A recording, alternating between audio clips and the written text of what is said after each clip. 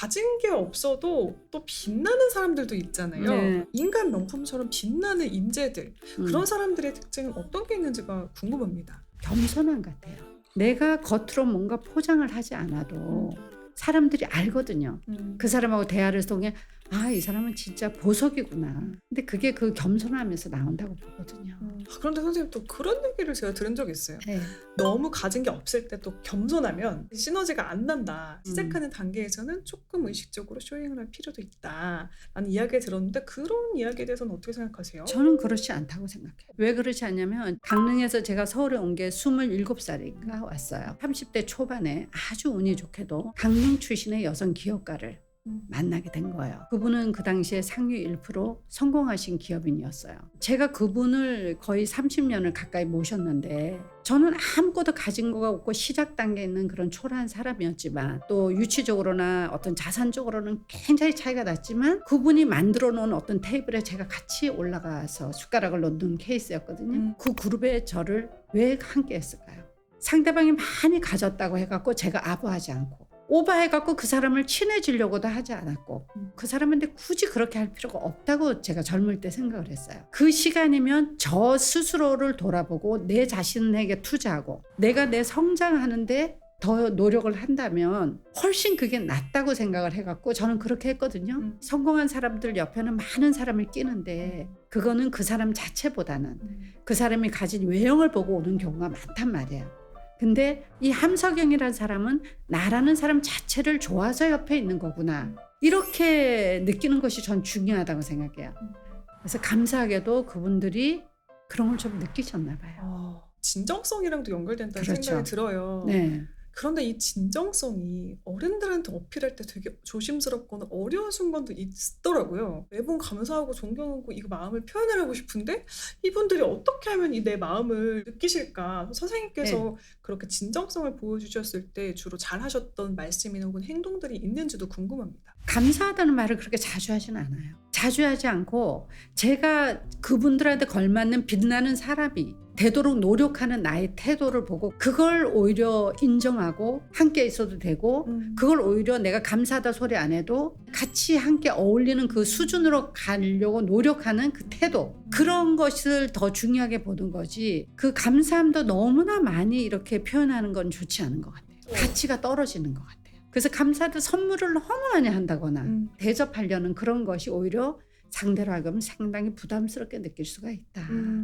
그런 것보다는 내가 이 희렌이라는 후배를 굉장히 좋아하는데 작년보다 또 어제보다 너무나 성장을 잘하고 있구나, 이런 것들이 오히려 그 사람들한테 선물이 아닌가 봐요. 그분들은 이미 많이 가졌기 때문에 거기에 같이 합류를 해서 막 호들갑스럽게 이렇게 하는 것보다는 그냥 묵묵하게 옆에서 자기 성장을 하고 노력하고 그분이 필요로 하고 나를 부를 때 옆에 가서 아낌없이 시간과 그런 건 투자를 해주는 거 훨씬 더 가치가 있죠. 그래서 우리가 성장을 해야 되는 어떻게 보면 다양한 이유 중에 하나가 또 관계에도 있는 듯합니다. 자기계발 얘기가 나왔으니까 네. 선생님의 자기계발 이야기도 좀 궁금합니다. 아까 말씀드린 그 멘토분이 저한테 연세대 최고 경영자 가정이라는 그 당 처음 생겼어요.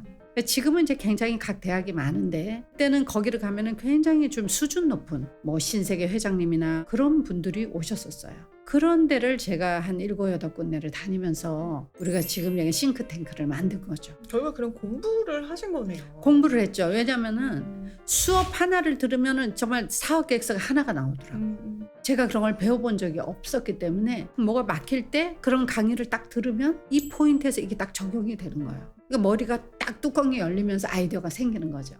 근데 지금은 너무 좋은 세상이 왔어요. 스마트폰 하나로 스마트 워크를 할 수 있고 특히 저같이 무역하는 사람은 전 세계를 돌아다녀야 되는데 외국에 있으면 훨씬 돈을 많이 벌 수 있는데 비즈니스 기회도 많고 어쩔 수 없이 제가 돌아와야 되는 그런 상황이었어요. 근데 요즘은 제가 그 어떤 다양한 에버노트나 노션이나 싱크와이즈 이런 걸 배우면서 스마트폰 안에 다 넣었어요. 그래서 그걸로 무역도 하고 인스타그램도 하고 여러 가지 제2의 3의 창업을 준비할 수 있는, 그래서 그런 거에 관련된 장기 개발을 많이 하고 있죠 요새는. 그러면 어떻게 보면 기술적인 거를 요즘 많이 습득하고 계시다고. 기술적인 게 중요하죠. 왜냐하면 새로운 기술이 많이 나오고 있고 제가 자유롭게 디지털 노마드로 살 수 있는 그런 어떤 걸 하려면 배워야 되고 끊임없이. 너무 빠르게 변하니까 그쵸. 적어도 그 끝짝이라도 잡고 가야만 도태되지 않는다는 거죠. 거시적으로 지금 세상이 어디쯤 와 있고 어디로 가고 있구나. 그러면 나는 어떤 걸 준비해야 되겠구나. 이것이 내 자녀에게는 어떤 영향을 미치겠구나. 이제 아는 것이 중요한 거죠. 자, 그럼 선생님 2030 히리들이 저희 제일 많아요. 네. 그래서 이분들한테 권하시고 싶은 취미나 혹은 네. 자기 개발이 있는지가 궁금합니다. 뭐 나머지는 뭐 저보다 훨씬 지금은 많이들 알고 계시죠. 유튜브나 다양한 채널을 통해서 정보가 워낙 많잖아요. 근데 꼭 하고 싶은 얘기는 돈 공부는 해야 된다. 좋은 직장을 가고 좋은 대학을 가고 이렇게 열심히 하는 이유가 뭐겠어요? 경제적으로 도태되지 않고 경제적 자유를 누리고 이러기 위해서 하는 거잖아요. 거기서 제일 중요한 거는 학교에 그 공부가 빠져 있는 거예요. 경제 공부가 빠져 있어요. 근데 가정 안에서도 돈 얘기하면은 그게 금기가 될 정도로 또 그걸 안 하는 가정도 있단 말이에요. 그러다 보니 이 사람들이 사회에 나와서 대학을 나와서 돈을 벌었어. 그 돈은 점점 녹아내리잖아요. 그래서 내 자녀도 그렇고 2030도 그렇고 저의 나이도 그렇고 평소에 돈을 벌기 전에 돈 그릇을 만들어놔야 된다. 그릇은 요만한데 돈이 이거의 10배가 들어왔을 때 그 돈은 넘쳐 흐르는 거예요. 내 것이 안 되는 거죠. 제 아들한테도 가장 제가 신경 쓰고 공부시키는 자기 개발이 돈 공부예요. 선생님, 그런데 이걸 하고 싶은데 말씀하신 것처럼 네. 교과 과정이 딱히 없잖아요. 네. 그래서 어떤 것부터 시작해야 될지 모르는 히리들께 혹시 시작을 어떻게 해야 된다 추천을 해주신다면요? 일단은 경제 신문을 제가 무조건 보라 그래요. 오. 정치, 사회, 경제 모든 것이 다 있고 하다못해 주식, 부동산, 정책 모든 것이 정책에 따라서 움직이잖아요. 근데 처음에는 잘 몰라도 그것을 생활에서 매일 보게 되면은 그게 보여요. 옛날에 제가 30년 전에 방송에 출연했을 때 그때도 제가 그 신문을 한 4개 봤는데 그때도 그걸 오리고 스크랩하고 있더라고. 그 방송. 제가 제 인스타에 올려놨거든요. 종이 신문을 보시라고 꼭 보내드리고 싶어요. 신문을 봤다면 그 다음에 예. 또 뭘 하면 좋을까요? 일단 책을 읽어야죠. 독서를 경제 해야죠. 관련 책들. 우리가 너무나 읽어야 될 책이 많잖아요. 맞아요. 배워야 할 공부도 너무 많잖아요. 그래서 제가 항상 하는 얘기가 공부 중독이 되지 말아라. 독서 중독이 되지 말아라. 순서를 정하라는 거죠. 공부에도. 이거저거 쫓아다니다 보면 나는 아무것도 남는 게 없는 거예요. 맞아요. 깊이가 없죠. 깊이가 없어요. 그래서 거기서 선택과 집중을 해서 순서를 정해서 자기 개발이 됐던 독서를 하든 해야 된다는 거. 그걸 꼭 얘기하고 싶어요. 선생님, 혹시 추천해 주시고 싶은 경제서 뭐 한두 권만 꼽아 주신다면요? 경제서 어떤 걸 콕 찍어서 경제를 공부하는 것보다 자본주의의 원리를 아는 게 더 중요해요. 우리가 짜장면이 옛날에 300원이었는데 50년 만에 몇백 배가 왜 올라갔는지. 그럼 짜장면 가격이 오른 게 아니잖아요. 그렇죠. 돈의 가치가 떨어진 거잖아요. 그 얘기를 알아야 된다는 거죠.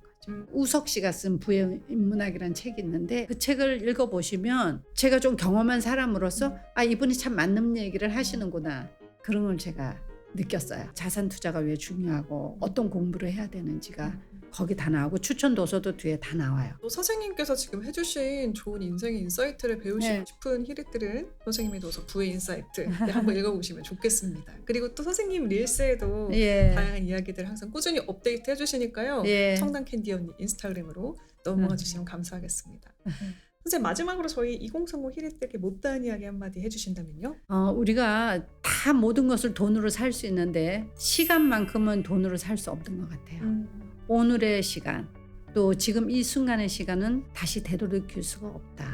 좀 젊은 날에는 유혹을 조금 절제를 하고 자기 성장을 위해서 공부를 하거나 이렇게 노력해 보시면 괜찮지 않겠는가, 그런 말씀을 드리고 싶어요. 자, 그럼 선생님이 감사한 말씀을 끝으로 인사를 드리며 저희는 다음 이 시간에 뵙겠습니다. 오늘도 채널 고정해주신 히리, 내일도 최고 길만 걸으세요. 안녕. 뿅.